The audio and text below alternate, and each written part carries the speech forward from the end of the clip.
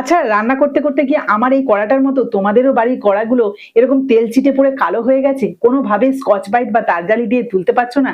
তাহলে কিন্তু আজকে ভিডিওটা তোমাদের জন্য। প্রথমে বলি, আমাদের এই কড়াইটা কিন্তু বেশ অনেক দিন ধরে রান্না করার পর এই যে দেখো চার সাইডে একটা তেল চিটে পড়ে এতটাই কালো হয়ে গেছে, কিছুতেই কিন্তু আর তুলতে পারছি না।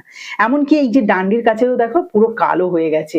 এর থেকেও কিন্তু অনেকের বাড়িতে আরো কালো কালো কড়াই থাকে, তো সেগুলোতে রান্না করতে যেমনই বাজে লাগে তেমনই কিন্তু খাবার দাবার রান্নার পরে সেটা দেখলে যেন মনে হয় বাবা এতটা কালো কড়াই বা নোংরা কড়াইতে রান্না হয়েছে।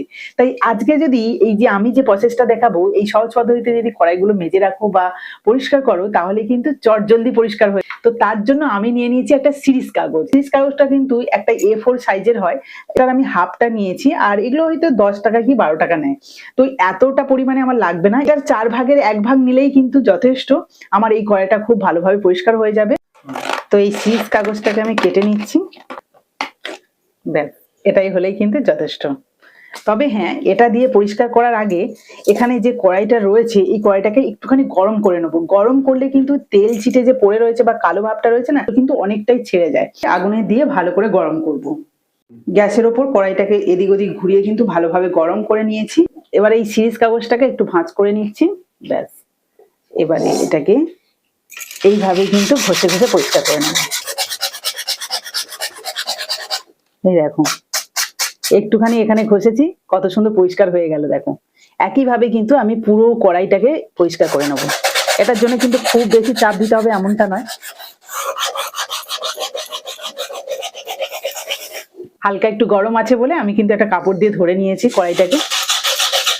যতই জমানো কালো দাগ হোক না কেন, কাগজ দিয়ে কিন্তু খুব ভালোভাবে উঠে যাবে নোংরাটা।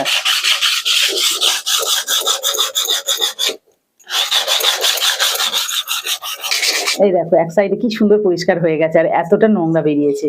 এবার একইভাবে মানে এইরকমই ছিল কিন্তু এই সাইডটা।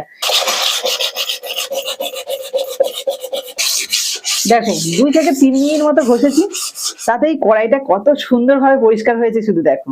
আর নোংরা বেরিয়েছে কতটা। যথারীতি রান্না করি, ভাবতে পারছো? ভাবলে অবাক লাগে না? তো সেটা যদি সহজে এইভাবে সিরিজ কাগজ দিয়ে পরিষ্কার করা যায়, তাহলে তার কথাই নেই, যখন তখন কিন্তু পরিষ্কার করে নিতে পারো। তাই তো বোঝাই যাচ্ছে পরিষ্কার হয়েছে। আগের কড়াইটা কেমন ছিল আর এখন কড়াইটা দেখো, মানে কতটা যে আকাশ পাতাল তফাৎ হয়েছে বা পার্থক্য হয়েছে দেখে বুঝতে পারছো। যাদের কড়াই আরো নোংরা তারা কিন্তু আরো ভালোভাবে তফাৎটা বুঝতে পারবে। এমনিতেই সুন্দর পরিষ্কার হয়ে গেছে, তবু আমি একটুখানি সাবান আর স্কচ ব্রাইট নিয়েছি, এটা দিয়ে একদম ভালোভাবে পরিষ্কার করে নিলেই ঝাঁ চকচকে হয়ে যাবে। কি করা ছিল আর কি করাই হয়েছে।